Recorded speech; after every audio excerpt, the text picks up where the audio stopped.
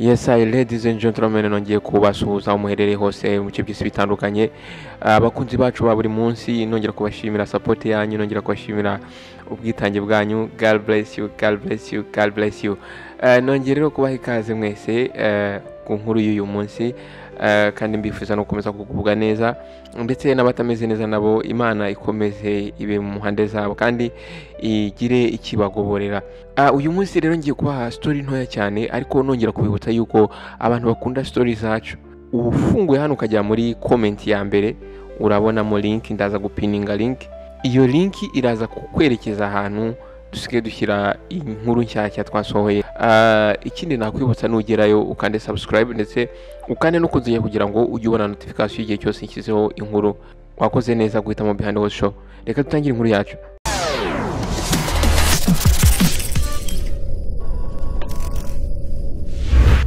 Dutangiranye inkuru yacu n'uyu mwana w'imyaka 9.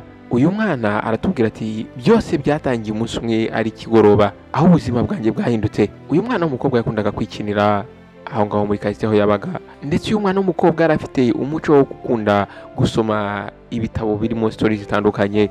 Uyu mwana arakubwira ati nitwa Mary, nabaga mu uyu mujyi ndetse nabanaga n'ababyeyi banjye.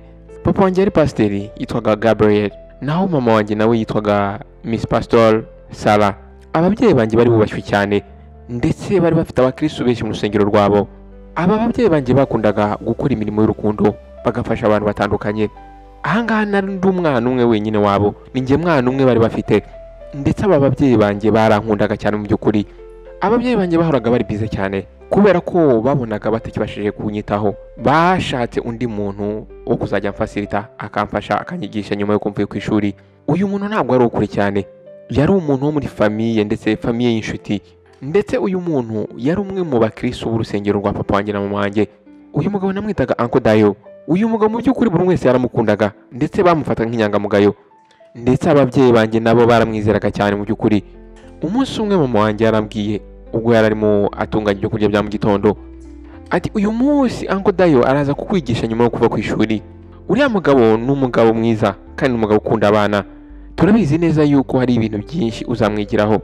Ndangije ndamusubiza nti mama nibyo, ndetse aho ngaho namusubije ndi guseka, ntabwo nigeze mbitekerezaho cyane.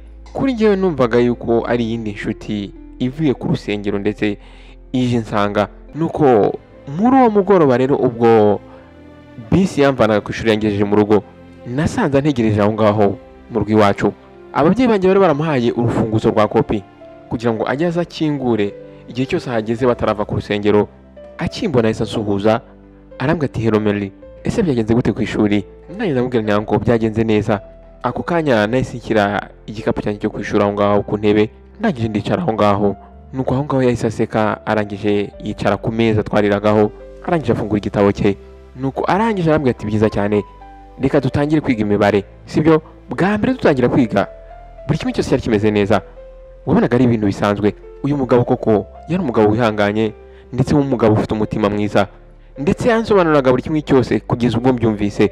Ndetse nakunze uburyo yanyigishaga, anambwira amagambo, ambwira amagambo ari fun, amagambo asekeje. Ariko hashize iminsi mikeya, hari ikintu cyatangiye guhinduka muri we. Hari ubwa mbere nabonye ko hari ikintu kidasanzwe kuri we, ariko ntabwo njye nabashakaga kugisobanukirwa, nari nkiri muto mu by'ukuri. Byatangiye ari akantu gatoya cyane. Umunsi umwe ubwo twarimo twiga aho ngaho, Uncle Dayo yaranyegereye, amfata ku rutugu, arangije aranyitegereza, atangira guseka, arambwira ngo Mary, urabizi uri umukobwa w'umuhanga cyane. Ndangije nanjye ndamutegereza, ndaseka, ndambwira nti urakoze cyane Uncle. Nuko arangije arankomeza cyane ku rutugu, ndetse akankumva ari kunyegereza. Ntabwo njye nari nzi tentative cyangwa se ibyo ashaka kugeraho, ariko nahisemo kutabitekerezaho cyane. Ndetse nyuma ya byose yari umwarimu wanjye, ndetse yari umuntu ababyeyi banjye bizeraga cyane. Ariko uko iminsi yagiye itambuka, umugabo yaje kugenda ahinduka. Nuko umugoroba umwe, ubwo nari ndi gusoma igitabo, yaraje arangije amfata ku mutwe, amfata n'amaboko n'ibiganza bye bibiri ku mutwe. Arangije ambwira ati Mary, ntabwo usanzwe, ntabwo ugiye niyumvishaga ibyo ashaka kuvuga, ariko nagerageje guseka kugira ngo mwereke ko mwishimiye. Nabwo ntabwo urakoze. Nuko arangije ngiye kumva, numva ibiganza byatangiye kubikoresha gufata kuri wese yanjye urukenyerero. Ntabwo ngiye nabashaka kumenya impamvu ari gukora ibyo ngibyo. Nuko muri iryo joro ubwo nari ndyamye mu buriri, natangiye kumva ntameze neza. ntabwo niyumvishaga uburyo uyu mwarimu yaratangiye kujya mfata ndetse akambwira n'amagambo adasanzwe. Natangiye kwiyumvisha muri njye ko wenda ari ibintu ndi kwimagina. Ndetse nyuma y'ibyo byose uyu mugabo Uncle Dayo yari umugabo wizerwa cyane mu rusengero, ndetse yari umuntu ababyeyi banjye bakunda cyane. Numvaga byanze bikunze ko atakora ikintu kibi kuri njyewe. Nuko nyuma y'icyumweru ku ishuri batangiye kutwigisha ko hari ibice by'imibiri yacu tutagomba gutuma umuntu uwo ari we wese abikoraho, ndetse ibyo bice twarimo twiga byari muri ibyo bice Dayo yari arimo agerageza amfataho. Natangiye kumva mu gifu ntameze neza. Ubwo uyu mwarimu wacu uyu muhanti yarimo atwigisha ibyo bice by'umubiri, ariko ubwo nari ngarutse mu rugo nk'uko bisanzwe nkinjira nasanze Uncle Dayo antegereje arangwa muri salo. Akimbona yahise aseka, arangije arambwira ngo Mary urakaza neza. Nuko ndangije namubwira nti wiriwe neza Uncle Dayo. Aho ngaho nahise nicara dutangira kwiga. Noneho tugejejemo hagati arahagarika kunyigisha, aranyitegereza, arangije arambaza ngo Mary ntabwo nyizera. Ndangije sa nkaho ntamusubiza ako kanya, ndangije namubwira nti ntabwo ndakwizera. Arangije araseka arambwira ngo byiza cyane. Nuko arangije arambwira ngo ndashaka yuko umfata nka papa wawe wa kabiri, nkwitaho cyane, ntabwo nzi uburyo nabivuga. Nuko arangije arahaguruka ahuza ibiganza byanjye n'ibye, arangije arambwira ngo Mary uri umukobwa mwiza. Ahangaha yavugaga ijwi rye riri low cyane, riri hasi. Nuko arangije arambwira ariko byibuke ibi bigomba kuba ibanga riri hagati yanjye nawe gusa, ntabwo ugomba kubibwira umuntu n'umwe. Nuko uyu mugabo arangije arambwira ati humura, nzagukora buri kimwe cyose, ibi bintu ni byiza ko wabigumisha hagati yanjye nawe. Ndangije asa n'uwikirije, ariko ntabwo ari uko nari kubyumva, ariko nuko nari mfite ubwoba bw'uko ikintu icyo ari cyo cyose nakora. Nuko arangije antegeka kumwicaraho, ndangije ndahaguruka ndabikora nk'uko yarimo abimbwira. Arangije afata mu rukenyero rwanjye, arangije atangira gukora ibyo yikorera. Nari mfite ubwoba mu by'ukuri, numvaga nakwirukanka, numvaga nasakuza cyane, ariko ahangaha numvise nabaye helpless. Nta muntu n'umwe wari uhari wo kuntabara. Guhera uwo munsi buri kimwe cyose cyarahindutse. Buri gihe cyose ubwo bisi yangezaga mu rugo, ahangaha numvaga ntangiye guta ubwonko, ntangiye guta ubwenge. Natangiye kwifuza ko byibuze najya nsanga ababyeyi banjye bageze mu rugo, ariko imirimo yabo yo ku rusengero yatumaga bahora bari bize cyane, ndetse bagiraga mu rugo nijoro cyane. Nuko umunsi umwe ari nimugoroba naje mu rugo mvuye ku ishuri, mpageze nsanga Uncle Dayo yarantegereje nk'uko bisanzwe. Iki gihe nkimara kwinjira yahise afunga urugi. Nuko arangije arambwira ngo Mary reka uyu munsi noneho twicare hano muri salo, aho kugira ngo twicare muri salo amanje. Nabanje kwanga, ariko nyuma ndamwubaha ndabyemera. Turangije twicara ku ntebe, arangije anyicara iruhande cyane, aranyegera. Uyu mugabo yarongeye aramfata mu rukenyerero, arangije atangira kumbaza ngo ese warandakariye. Muri ako kanya nahise musubiza nihuse ndabwira nti oya wanko, ntabwo nakurakariye. Nuko uno mugabo arangije ngo ni byiza, atangira gushyira ukuboko kwe hagati y'amaguru yanjye. Arangije arambwira ngo Mary uri umukobwa udasanzwe, ntuzigere ubyibagirwa ibyo bintu. Ahangaha nashaka kwirukanka, nashaka gusakuza cyane, ariko ntabwo nashoboraga kumucika ahangaha. Ahangaha mu by'ukuri naguye mu mutego. Muri iryo joro ubwo nari ndyamye, muri ako kanya natangiye kurira. Numvaga mu by'ukuri ibi bintu ntabigumana njyenyine muri jyewe. Ariko se ni gute nari kubwira ababyeyi banjye? Ababyeyi banjye bizeraga uyu mugabo cyane, baramukundaga ndetse baramwizeraga bidasanzwe. Yari umugabo wubahwa no mu rusengero. Ikindi cya kabiri ahangaha nari ndi umwana, ndetse ikindi cya kabiri mama wanjye ndetse na papa wanjye ntabwo babaga bari aho ngaho. Niyo babaga bari aho ngaho babaga bibereye mu byabo, bibereye mu kazi kabo, ndetse bibereye mu bijyanye n'urusengero.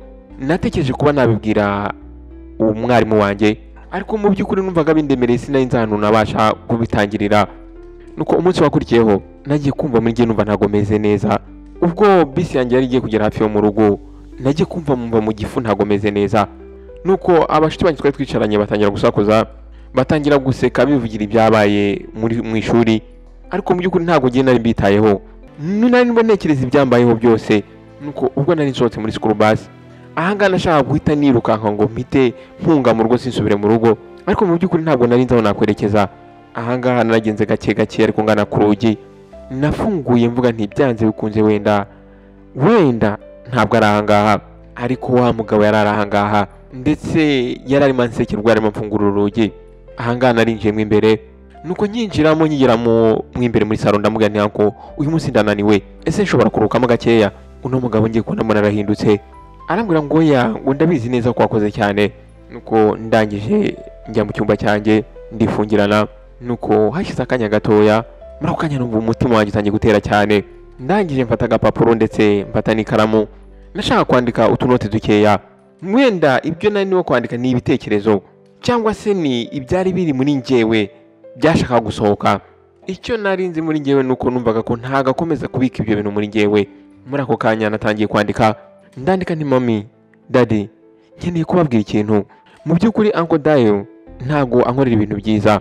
Uyu mugabo arankorakora cyane kandi nkumva mfite ubwoba. Ndabingize ntimuzatume uno mugabo yongera kugaruka hano.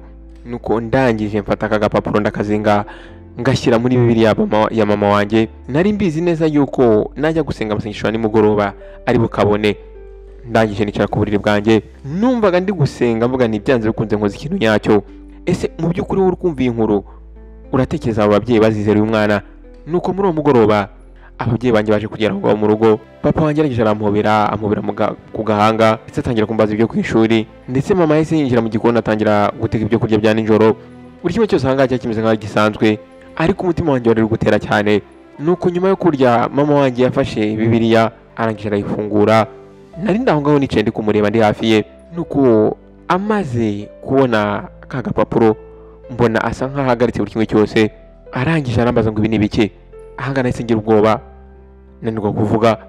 Papa nawe yahise agira amatsiko abaza mama wanjye ati ibyo ni ibiki Sara. Nuko arangije afata wa rupapuro atangira gusoma. Ubwo yatangiraga gusoma yatangiye guhindura isura, atangira kurakara cyane ahangaha. Arangije arandeba cyane ndetse n'uburakari, arambwira ngo Mary, ngwino hano. Ndangije ndahagarara ariko mpagarara mfite ubwoba. Arangije arambaza ngo ibi ni ibiki, ese ibi ngibi ni byo? Nuko muri ako kanya natangiye kurira. Ndangije ndamubwira nti mami, nibyo. Muri ako kanya papa wanjye yahise arakara. Nuko arangije arambaza ngo Mary, uri kuvuga yuko Dayo yagukoreraga ibi bintu? Muri ako kanya nagize ubwoba nanirwa no kuvuga. Nuko mama wanjye arangije arampobera atangira kurira. Arambwira ati mwana wanjye nuko icyo utatubwiye, kuki utatubwiye kare kose? Ndavuga nti mami, nari mfite ubwoba, nagize ubwoba, nari nzi yuko mutazanyizera. Papa wanjye yarahagurutse ndetse afite emotion nyinshi cyane, nta jambo na rimwe avuze. Yafashe telefone arangije arasohoka. Mama ahangaha yahise amfata arampobera cyane, arambwira ati it's okay Mary, humura, buri kimwe cyose kizaza kugenda neza. Nuko umunsi wakurikiyeho buri kimwe cyose cyarahindutse. Papa yaje guhamagaza inama y'abakuru b'urusengero. Mama yasigaranye nanjye mu rugo turi kumwe. Nuko ubwo papa wanjye yaragarutse, mu by'ukuri yagaragara nk'umuntu unaniwe. Nuko arangira avuga ati Dayo yamaje kwirukana mu rusengero.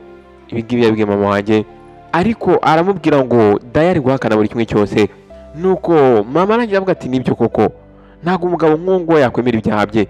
Nuko muri uwo mugoroba papa wanjye yaraje apfukama imbere yanjye, arangira avuga ati Mary, turakwizera, nzakora buri kimwe cyose kugira ngo nkurinde. Muri ako kanya nahise ntangira kurira. Nuko aho ngaho rero iminsi yarakomeje iricuma.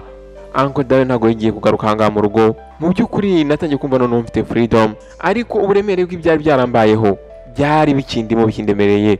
Nubwo ababyeyi banjye bari barambwiye ngo bazandinda, ariko ibitekerezo natekerezaga byatumaga ndwara. Mu by'ukuri mu rugo mama wanjye atangiye kubona ko ntameze neza, atangira kumbaza ati se Mary, umeze neza? Nuko njyewe muri gihe natekerezaga mvuga nti ese bizagenda gute abantu nibamenye ibyambayeho? Ese nibaramuka batanyizeye bizagenda gute?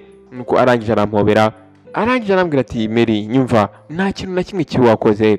Ababyeyi banjye bahisemo yuko bagomba gushakira umuntu ubasha kunganiriza. Igitekerezo cyo kuganira n'umuntu wundi tuganira ibyambayeho numvaga ntagishaka, ariko ababyeyi banjye baje kunyizeza neza. Mama wanjye arambwira ati ari hano kugufasha, ntabwo ari hano kugira ngo kujudginge. Arambwira ati kandi ugomba kumubwira buri kimwe cyose ushaka. Nyuma rero naje kwemera. Ubwo rero nari mpuye n'uyu mugore Miss Margaret, natunguwe n'ukuntu nasanze ari umuntu mwiza. Ntabwo yigize amatiriza kuvuga, ahubwo yamaye amakriyo ndetse amana urupapuro. Arangije amfasha kudrawinga, amfasha gushushanya buri kimwe cyose nifuzaga. Bwa mbere ntabwo nigeze mubwira ibintu byinshi, ariko nyuma ya session nk'ebyiri natangiye kumva nireguye. Natangiye kumubwira ibijyanye n'amasomo nagiranye na Uncle Dayo, ndetse ntangira kumubwira uburyo yambwiraga ibintu bidasanzwe ndetse n'uburyo naguye mu mutego. Nuko arangije arambwira ati Mary, uri umunyabwenge. Arambwira ati byakubayeho ntabwo ari amakosa yawe, nta nubwo byari bigukwiriye, ariko kuba waganira ukabivuga bigaragaza uburyo uri umunyembaraga. Nuko aho ngaho natangiye kwizera ko byibuze wenda nta makosa nari ndimo. nuko ubwo hari hashize amezi makeya natangiye kumva ameze neza mu mubiri. Ibyo nari naraciyemo byatangiye kunshiramo, ndangije ntangira kumva mfite ibyishimo muri njyewe, ndetse ntangira kujya nkina n'inshuti zanjye, ndetse ntangira kujya nsoma ibitabo nk'uko nabisomaga. Ndetse ikindi kiyongereho natangiye kujya spendinga marana igihe kinini n'ababyeyi banjye.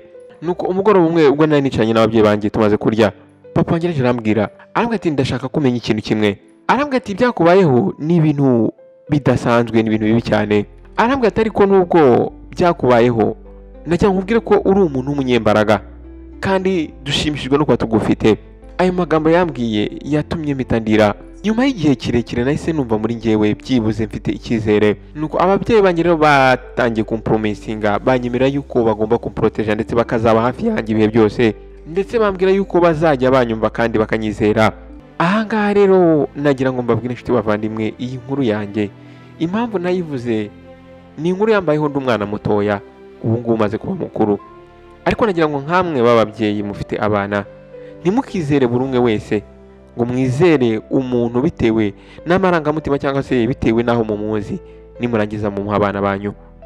Ikindi cya kabiri, nagira ngo buri umwe wese uri bumve inkuru yanjye ajya agerageza aho umwana we umwanya amuganirize byibuze inshuro imwe buri munsi. Mwakoze rero kubana nanjye inshuti bavandimwe, mwakoze kumva iyi nkuru ntoya ariko inkuru iremereye cyane, inkuru ifite inyigisho ikomeye cyane. Nagira ngo rero duhurire muri comment section, mumbwire uko mwayifashe, mumvire icyo mwatoyemo. Abashyashya namwe ndabakiriye, ndabasaba ngo mukande subscribe ndetse mukande no kunzogera kugira ngo mujye mubasha kubona ubutumwa bugufi igihe cyose nshyizeho indi nkuru. Mwakoze rero guhitamo Behind Wars Tales. Nawe utaha. Ciao ciao.